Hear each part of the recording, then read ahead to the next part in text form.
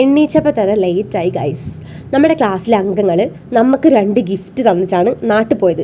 ഒരു ഗിഫ്റ്റിൻ്റെ പേര് സാമ്പ്രാട്ടും ഒരു ഗിഫ്റ്റിൻ്റെ പേര് രുക്മിണിയും. എന്താല്ലേ വെറൈറ്റി പേരുകൾ. അതെ, നമ്മൾ രാവിലത്തെ പ്രഭാത കർമ്മങ്ങളൊക്കെ കഴിഞ്ഞ് നേരെ സ്കിൻ കെയർ, സെൽഫ് ലവ്, നമ്മളെ തന്നെ നോക്കണമല്ലോ, അത് ചെയ്യാൻ വേണ്ടി അങ്ങോട്ട് ഇരുന്നു ഗൈസ്. ഈ ഒരു സെറം സൂപ്പറാണ്, നല്ല രീതിക്ക് ഡാർക്ക് സ്പോട്ട്സ് കുറയ്ക്കാൻ വേണ്ടിയിട്ട് ഹെൽപ്പ് ചെയ്യും, അടിപൊളിയാണ്. നേരെ നമ്മളെന്നിട്ട് അതൊക്കെ കഴിഞ്ഞ് ഫുഡ് എടുക്കാൻ വേണ്ടി പോയി. ഇന്നത്തെ നമ്മുടെ ഹോസ്റ്റലിലെ രാവിലത്തെ ഫുഡെന്ന് പറയുന്നത് ബ്രെഡും ഗ്രീൻ പീസും ആണ്. സോ നമുക്കും ചുട്ടുമണികൾക്കും ഒക്കെ ഉള്ള ഫുഡൊക്കെ എടുത്ത് നേരെ നമ്മളെ റൂമിലേക്ക് ചെന്നു. അവർ നല്ല അടിപൊളിയായിട്ട് ഫുഡ് കഴിക്കുന്നുണ്ട്. നമ്മൾ വർക്കും ചെയ്യാൻ പോവാണ്. നമുക്കൊരു അസൈൻമെൻറ്റ് ഉണ്ടായിരുന്നു, അതൊക്കെ സെറ്റ് ചെയ്ത് നമ്മൾ അപ്ലോഡ് ചെയ്തു. എന്നിട്ടൊരു സിനിമ കാണാൻ വേണ്ടി ഇരുന്നതാണ് ഗൈസ്. ടൈം പോയതേ അറിഞ്ഞില്ല. കുറേ നേരം അവിടെ ചടങ്ങിയിരുന്നുകൊണ്ട് നമ്മൾ നടക്കാൻ വേണ്ടി പുറത്തേക്ക് ഇറങ്ങി. ഇതോ ഗൈസ്, വാഴത്തോട്ടത്തിൽ വേറെ 2 വാഴകൾ. വാവ്, നൈസ്.